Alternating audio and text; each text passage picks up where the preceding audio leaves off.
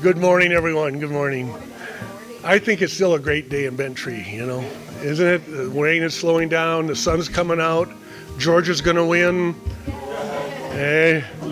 Atlanta's going to play tomorrow. But thanks for coming. I know everybody in bed this morning went, I don't know. But I'm glad you came. We've got a lot of good stuff to cover today, not only from Lake and Wildlife, but also with Mike and Donnie. And thank you guys for coming out too. And we're glad no trees went down so you could make it, you know.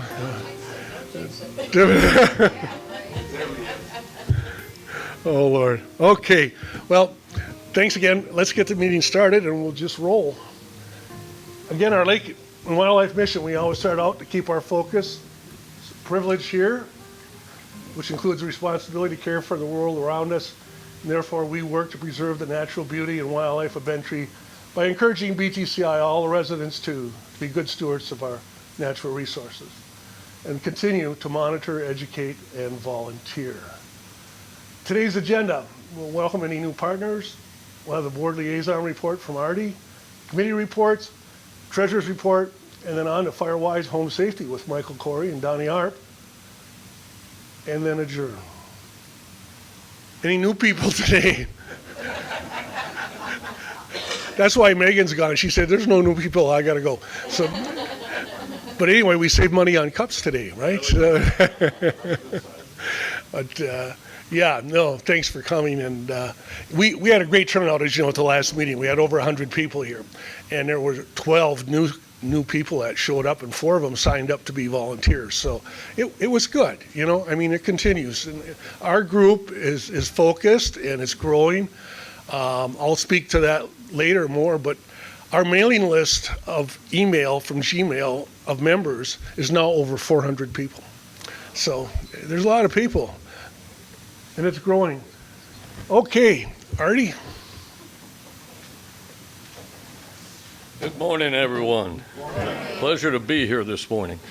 October is budget month, so the second, third, and fourth Tuesdays of October at 9 a.m., probably in this room, we're going to be discussing the budget, making some decisions on assessment and that sort of thing. You're all invited not to just attend, but to participate. Okay. The other date is October 25th. That's our annual meeting. That's a Sunday. I believe it's at 2 o'clock. Thank you.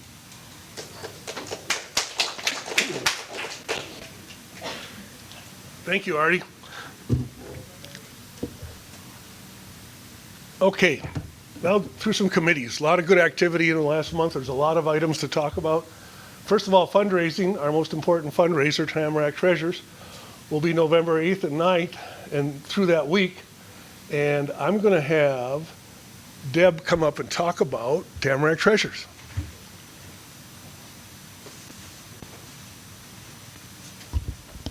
So Brian, I feel like I'm preaching to the choir here. Everybody in this room has either donated, worked, or shopped at Tamarack Treasures. So this is not a new event to you guys. However, it's 8 weeks from today. We will start collections. I think it shows up here Monday through Wednesday that week. We'll be staging Thursday and Friday like we always do, and then the sale will be Saturday and half price on Sunday. This sale, this is the 10th Tamarack Treasures that we've had, and it continues to grow and be successful, and I think because of 3 key components, right? The community that we live in has been overwhelmingly generous with donating to the sale. Last sale was more successful than ever, largely because we had some really remarkable items that were donated to the sale.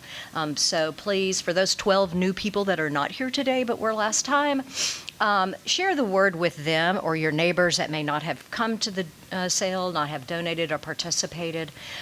There's plenty of these refrigerator art pieces sitting around, so feel free to take some and share them. But if you have that Christmas tree that you really don't want, you're looking for a good reason to replace it, decorations, whatever, we'll be accepting all of those. I do want to clarify too, This is predominantly a holiday sale, so there'll be a Thanksgiving display, there'll be a Christmas display. If there's Hanukkah things, we'll have Hanukkah or Kwanzaa, whatever holiday you celebrate over the winter.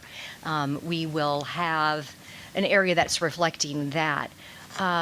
In both our housewares department and our home decor. But we do more than that at this sale too. If you've got small furniture pieces, coffee tables, end tables, lamps, small shelves that you hang on the wall, cedar chests, we'll accept all of those items as well. Rugs, accessories, Dieta Daily will no doubt do an amazing job once again, staging scarves and belts and jewelry and shoes. We've got the same team that's doing Get Up and Go, so if you want to get rid of that golf bag, there's already a discussion going on at my house about the need for a new golf bag. We'll accept the old golf bags that are in good shape, golf clubs, tennis rackets, all those kind of things we will still accept at this sale, even though it's a holiday sale. If you haven't volunteered before, and I'm pretty sure like almost everybody in this room has, it's a good time. We have a lot of fun. We laugh a lot. We laugh at ourselves a lot. We laugh at each other. If you have not volunteered, or if you have volunteered and you know the capacity that you would like to work again, just let me know. I'm already filling in names and blanks right now. So by the time the sign-up genius goes out to the community as a whole, those people who have not participated with us before, a lot of slots will already be filled. So if you know what you want to do, let me know and I'll make sure that we get you on the schedule. And the last thing is, please come shop, donate that stuff you don't want, and then come buy the stuff that we donated.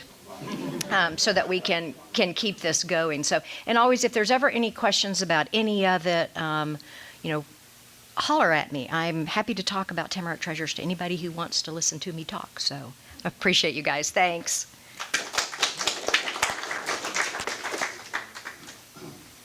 Thank you, Deb. Very, very important. And no matter who's here or not here, the video goes out. And the great thing is YouTube videos are also up in leadership. I think John has done a great job of that, putting that out there.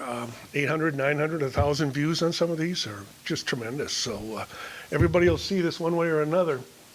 I'm going to go back just to talk about KVTP for a minute. As you know, landscaping is going on around the cabin. They're trying to figure out what to plant there, as well as finishing up some other landscaping. I know you all know Andy and Mary Ada are in Ireland and Scotland. They won't be back till the 20th, so he said, best regards, but I will return.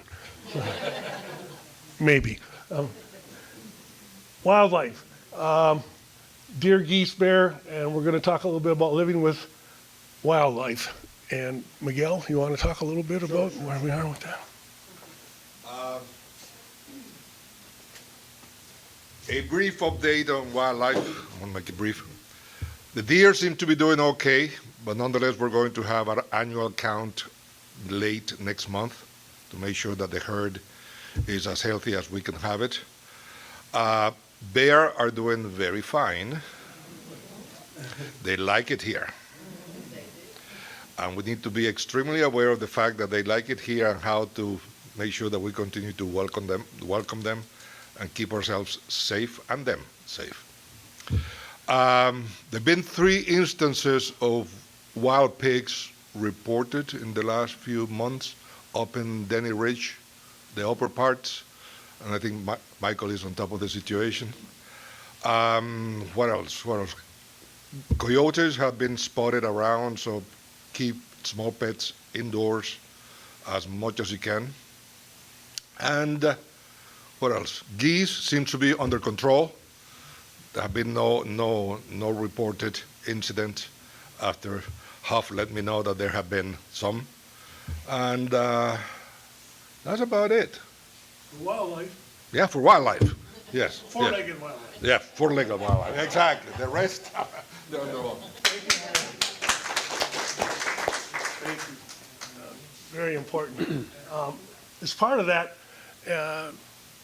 how many of you have seen Wildlife Wednesdays? I imagine everybody here has. Great, yeah. This is Miguel's project. This is our project of Lake and Wildlife. Buddy asked us to get something out there and keep going with how do we live with the wildlife here. And a lot of it came from the bear incident. but still, how do we live with wildlife and what to watch out for? And so we began Wildlife Wednesdays, which is actually way back started by Dara as a project for Wednesdays for habitat and so on. One of the things that we've done in wildlife is how do we live with them is very important, and we got that out into the field is through the forestry habitat program that Dara and Rick put together. There were action plans and items that we were needing to do, and one was having BTCI walk the talk. And one of the items on that plan, and you saw part of it in the Wednesdays, you'll see more about it, was to get rid of all the toxic baits in our bait stations around all our buildings. And there's a lot of them. This building, the pool area, the cabin, admin, all around. And so we worked starting way back in April, before the bear incident, by the way. And so we got together and we worked with our pest control companies, partners, J.C. Ehrlich and Daniel and Lawson, and said, hey, we want to put this program in. We don't want to have toxic baits. We want to monitor, and then if there's activity, we can go in and put a toxic bait in. But we want the bait not to be toxic as a secondary poisoning agent. And so we looked at different types of pesticides, rodenticides, so on and so forth, the bait stations. And we now have a program that took effect August 1st and is installed. And we offer and gave us the bait stations that you see here. We all know Junior, right? And there's Ashley, of course. And that's one of the new bait stations. And there was a number of them, almost 70 of them in here. These are heavily weighted at the bottom, so it's very hard to pick them up. They're locked, security locked. Inside there's compartments, and inside the compartments there's pins. And the baits that are used are put on the pins, and the pins lock top and bottom, so you can't pull the bait out, whether it's a packet or an oval. And it's also dry inside there. And so the monitoring blocks are in there, so you can't reach in and grab them, and kids can't get into them. It's very hard to remove it. But if a bear would come by and hit that and grab it, the bait would still stay inside, locked on the pins. Now, obviously, some big bear could tear it apart, of course. But the point is, monitoring baits are in there. They're non-toxic. They're just monitoring baits for granular. And so this new program has barcodes on every one of them. So he's scanning the technician every time he goes. So we can see on the JC Ehrlich X site, the website, set up just for Bentry, we can see if there's any activity. Of course, the technician knows too. So then if there is activity and it continues, then they can put this other bait in there. And they put the bait in until it's gone or it's not eaten anymore, and then they put the monitoring bait back in. So it's a very interesting program. And the bait that is used is a organic bait. It's sodium based. It's not poison. And it's just interesting how it works on the rodents and things. But it is almost negligible. There's been no secondary poisoning from this that they found. So it's a very good program. I just want to bring it up because they're walking the talk, and it's good. Ehrlich and Daniel Lawson put in all the equipment at no charge. They did not increase our price, and Lake and Wildlife paid for the new bait stations. And so it's a very good partnership, and it worked very well. Yeah.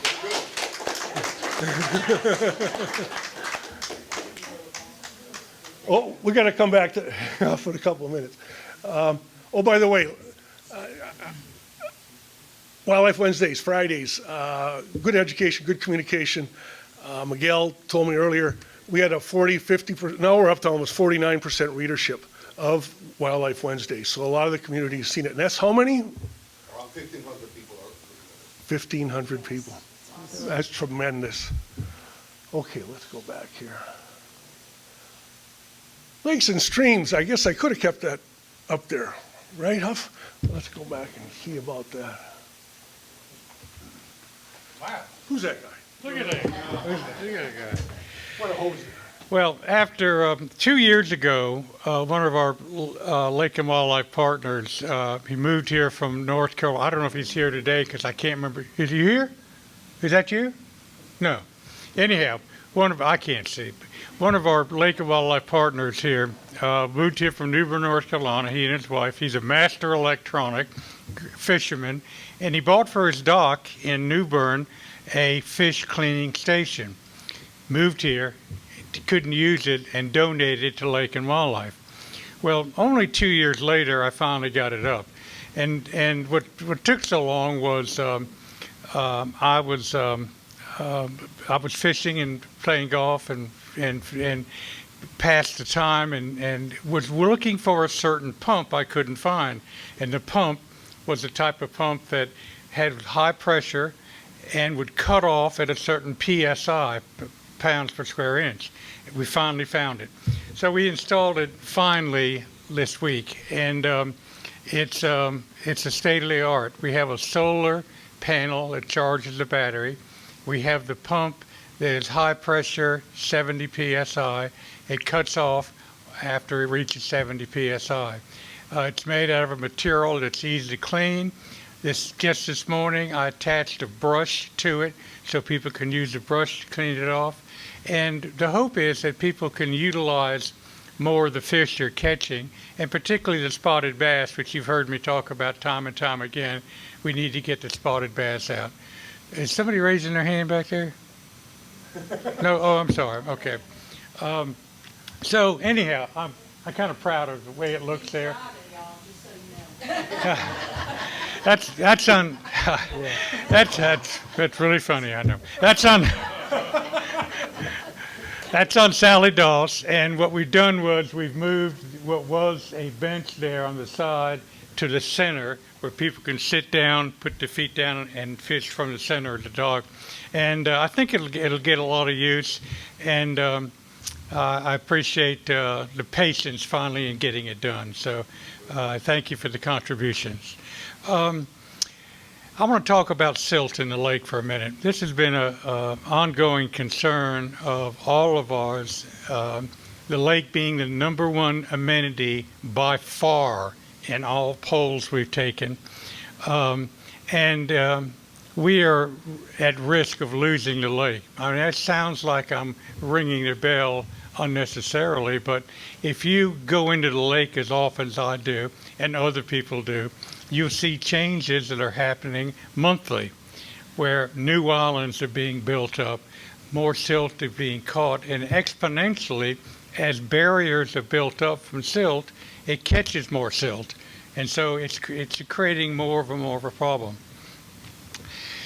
The Foundation Board, Medtree Foundation Board, Lake and Wildlife members thought we needed to address the situation. Nothing was happening. We got a quote, or the board did, for $1.3 million to dredge the 3 areas in the lake that need to be dredging.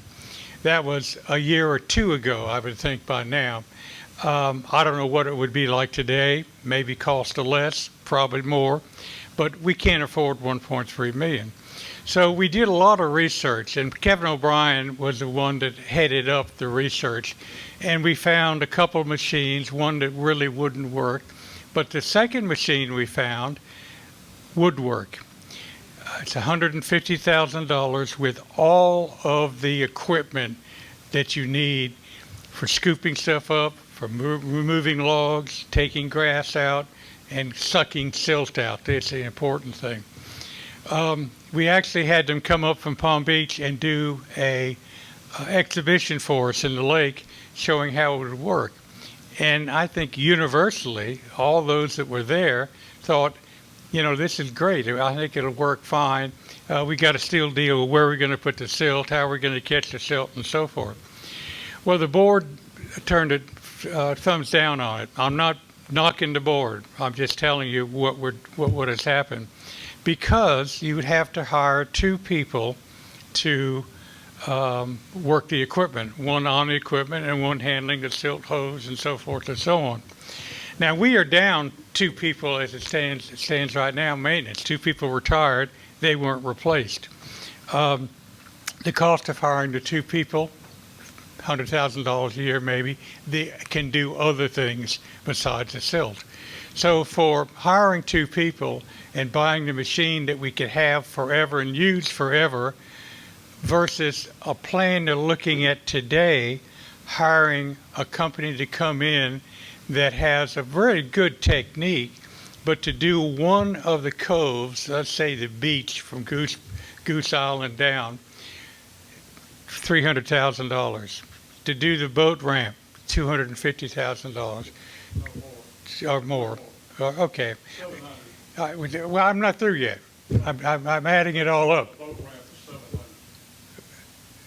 That's not the figure I had, but you probably know more. The point is that Plan B that they're looking at, we can't afford that.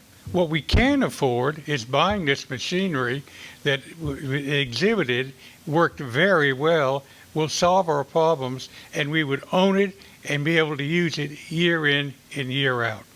So the Plan B they're looking at, we can't afford it. We've got to go back to that piece of equipment, hire 2 people to run it, and Lake and Wildlife feels pretty strongly about it. I'm not speaking for Brian. I'm not speaking for the board. I'm speaking for the many people that have talked to me about it that saw it work. The Bent Tree Foundation has endorsed that piece of equipment, and we've got to do something. We're getting ready to lose the lake. I'm in the lake all the time. A lot of people are, and I see the changes that are occurring quicker and quicker and quicker. It's very important that we get back to this piece of machinery, hire the 2 people, and let's get working on the silt that we can do during the wintertime or whenever it would take. But the cost of doing it compared to other alternatives is so much preference. So, all right, that's my preaching today. Yes, sir. I want to say something. I was asked by the foundation to do an article about the silt at the lake. This is a concern. Lake and Wildlife, please, we need to get behind this and go back to this machine. I was told by one of the board members that they're doing, well, it was already said, they're doing the budget in October. If we're going to do something, we need to budget it in the next few weeks. But the thought that the board members told me that there was too much labor involved with using this machine, but yet they went out and got a quote for over $250,000 just to do the Sally Doss area. The number of cubic yards in Sally Doss is about between 3,000 and 4,000 cubic yards. The boat area is over 7,000 or in that range. So you can imagine if it's over $250,000 to do Sally Doss, what it would cost to do the boat area, which is horrible right now. You can barely get out in the boat. On either side, there are islands, there's silt, it's horrible. In the boat area, the silt is twice as thick as the water that's left. In the other 2 areas, it's 3 times as much silt as there is water. It's horrible. And we've got to do something. And the answer is not to spend $1.3 million, which is roughly $11,000 per home. If you guys are willing to pony up $11,000 to get the silt out, that's great. But as Huff said, this other option seems to be much more practical. And the fact that somebody said that the labor is too much doesn't make any sense when we're talking about spending over $1 million as an alternate option. So please get behind this thing and let's resurrect this machine and get it in and make it work. Yeah. Go ahead. You're talking about the cost, and I don't have a problem with the machinery. You said 2 people have not come back to work, they're retired. Why can't someone who's working here currently be trained to use this machine, which is not a daily job? Correct. They can still do other jobs that they're here for.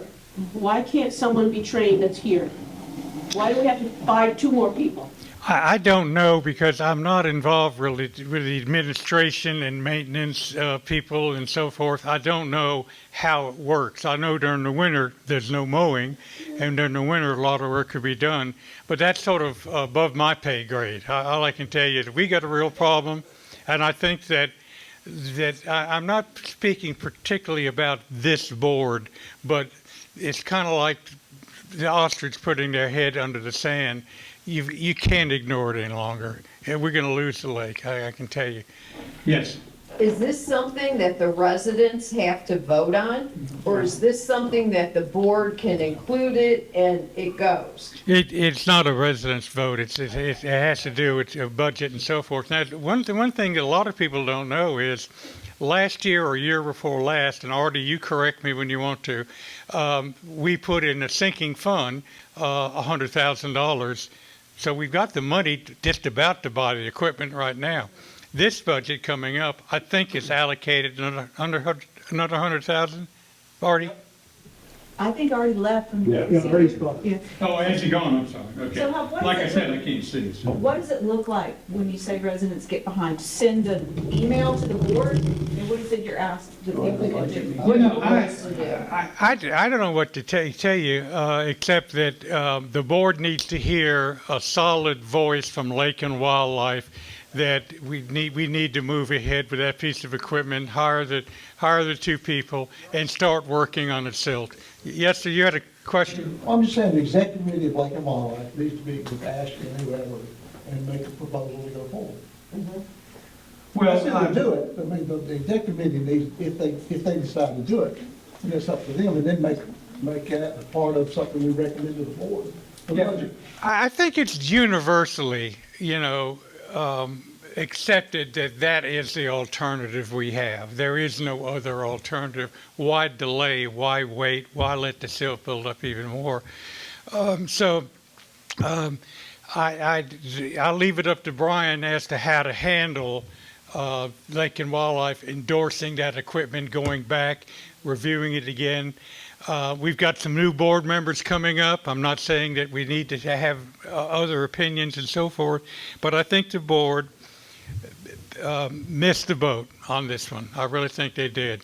Yes? And let me make one more comment on this. I realize that we're mowing grass in the summer, but why can't we be doing this in the fall and winter when the weather's decent?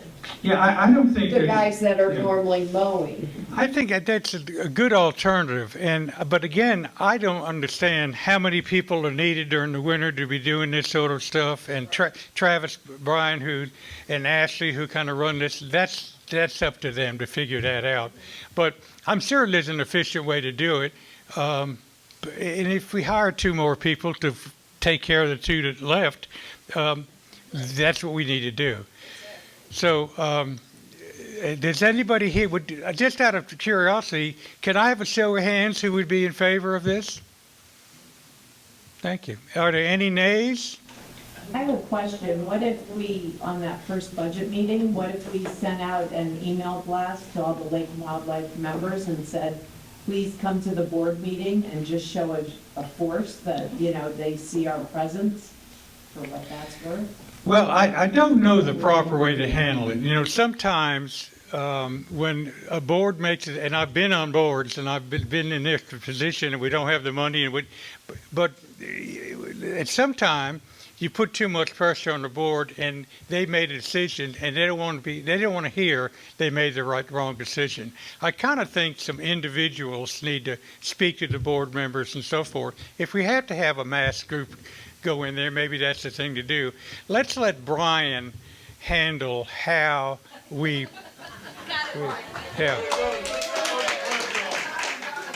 Now, Rick, I want to make sure to quell the fact that just because it's wintertime, we don't use the people we do cut down. Oh, I know that. Okay, they're reallocating things like putting in pipe, cutting down trees, things they delay until the wintertime. yeah. Because there's nobody at the beach, or nobody, they can do a lot of things in the winter, so that reallocate those people to that. Oh, I don't think there's any question. No one's sitting around during the winter here. There's lots to do, and I think we need to hire two people to run the machinery. Cleaning out the ditches. Yeah, I don't think there's any question about it. So I'm going to leave it at that. That's my preaching for the day. But we've got to get behind that. We've got to turn the board around. We've got to get that piece of equipment, and we've got to get working on the silt because there's a whole nother goose island growing up right there at the boat ramp. You want me to sit down? Is that what you're saying? Yeah. I'm not quite through yet. You got 2 minutes. Don't turn me loose. 2 minutes. Just quickly, let me talk about fishing quickly. Today is the perfect day to go fishing. I just want to let y'all know. If you go out there and look at my golf cart, I've got all my rods and tackle. I'm going right after this meeting. And why is today the perfect day to go fishing? Cloudy. The water is dingy from the rain coming in. The fish can't see you coming. The fish also congregate at the mouth of the creeks coming in as the water is pushing down bait and so forth. And it's the ideal day to go fishing. So people ask me all the time, how do you catch 10, 12 fish when I can only catch 1 or 2? Well, I go on the right days, you know, and this is the right day. Thank you.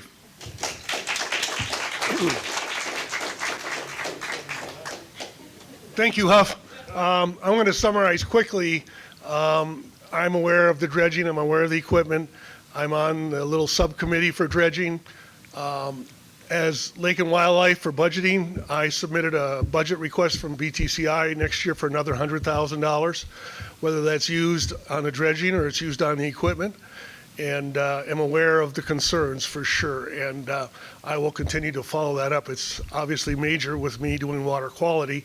And I know we have 5 years. 5 years, that's it. That will be full. In those bays, will be full.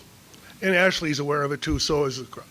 And I understand the divide. I was waiting for the final numbers to come in from this last group that came in to propose some dredging. But I think I will pursue that. I see the group and what they're talking about and the equipment. The equipment's right, so it's on us. And we can do it when we want, how we want. I think, and working with Ashley, of course, who has to accept this because he's got to maintain it and run it. I will bring it up again as I have planned on Monday at our executive committee meeting and see if there's a motion or if there's something that we need to send to the board. I would like, if possible, if the foundation has a recommendation, much as you've talked about and talked about, write me a letter in writing saying, you know, we are behind this. We would like you to be behind this. This is what we feel. And I can make sure I have that and I can take it further if I need to with your support and keep it moving. And that's what I think is, you know, next steps. And I'm not going to back off either. And the board has asked me not to back off, which is interesting because they know it's like this and something has to be done. And many of you in this audience, Bob, you were involved in this years and years ago, I know, with the dredging and so on when you were president. And so we just can't let it go aside. We have to deal with it. 5 years, that's it. That's it. Okay, habitat conservation, real quick. Nope. All right, real quick, thanks. So what's going on in habitat conservation? Over the next few months, we'll be introducing what I'm calling now habitat yards. And it's really trying to encourage people to let native plants grow. So there's a lot of room between what someone would view as weedy, overgrown, uncared for, unkept, I do nothing in my yard, and I have a field of mulch or completely weeded and nothing is growing, right? So there's a continuum in there, and there's some discussion, as always, you know, like you may see things about people trying to get rid of lawns in suburban areas and trying to rewild areas. And so we will be talking with Architectural Control and other groups who have an interest in what does it look like, right? So beauty is in the eye of the beholder kind of a thing. So we need to come as a community to some sort of consensus over what is overgrown and unkept and what is supportive of our natural ecosystem and supportive of our wildlife. And so we're working toward acknowledging that there are two perspectives, and that is a continuum, and try to figure that out. Also focus on invasive plant control this afternoon, 1 o'clock at the stables, if anybody does have time. We're going to get started with the kudzu. I'm trying to get some people to show up to at least see where the problem is and what the problem is, and to appreciate taking that first step. Maybe, I mean, certainly won't finish it today because it's a small to mid-sized infestation behind the stables. Scares me because it's where people get mulch from sometimes. So I hate that. Hopefully we're not spreading kudzu seeds all over the community when people take mulch from back there. And then one of the other things I turned into Denise today a receipt for reimbursement from for a whole bunch of seeds.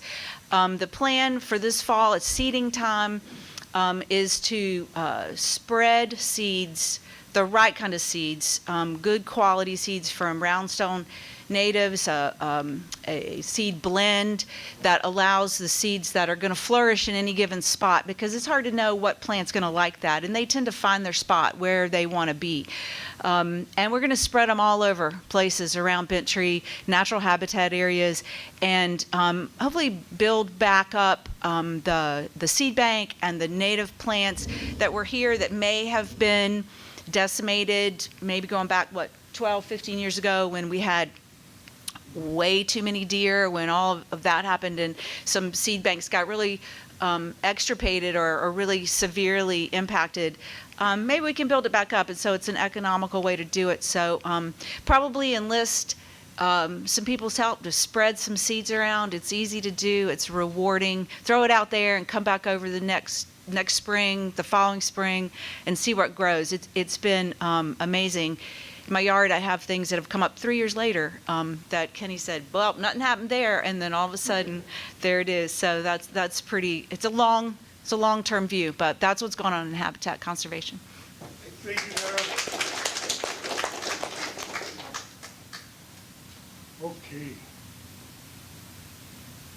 Communications, just quickly, obviously we have the Friday news, the Wednesday news we just talked about, the Echo. This month's Echo has 4 different articles from Lake and Wildlife. And Miguel, we have you to thank for that. Thank you so much for getting that in there. And I know there's more to come, but it's great to see all those articles. Trail signs and power lines, the trails are doing fine. Where did he go? Where is it? There's Jim. And I'll just go quickly, Jim. He's renewed all the trail signs. There's 2 or 3 that are going to be coming into the group to pay for those signs that weren't before. And there's an option for more. It's bringing in revenue. The power lines, we're continuing to work low and get rid of what we need to keep those clear. Special events, very important. I know Luann's not here. We have the employee lunch coming up. Her and Robert will handle the holiday dinner. Jan, you're going to handle, I know, with Beth, and we appreciate that very much. And you go forward, and don't wait for my emails. I thank you for taking that on. We're seeking another person to handle that. We had someone interested, Karen, and she was ready to go ahead, and then there was medical issues in the family and sickness and things that had detoured her. So we're continuing to look for more in there. Trails, Memorial Trail, I'm just going to go ahead. We had huge trees come down on Memorial Trail, Beaver Run up here, Beaver Run. And it took out part of the trail. As you can see, that's one of those new benches that we installed and put in, and it was crushed. So Mason has got that out of there, and we'll just have to replace it. But many thanks to staff BTCI too for helping us get those trees out of there. It was an emergency situation. Volunteers, we always need them, obviously. Special events, so anybody you know, otherwise we'll continue the hunt and we'll be advertising, and like we did last time. We got a response, so we keep trying. Treasurer's report, real quick. Our balance on January 1, 18.7, revenues today 26.54, expense 20.27, and we still have a balance in the bank of $19,200. So Denise, thanks for taking care of that, keeping it down, keeping a good balance. Woo! October, our meeting, Miguel's going to talk about fall, and we're going to have a little volunteer fair to register people and get some more volunteers. November, Home and Habitat by Dara. It's going to work through that.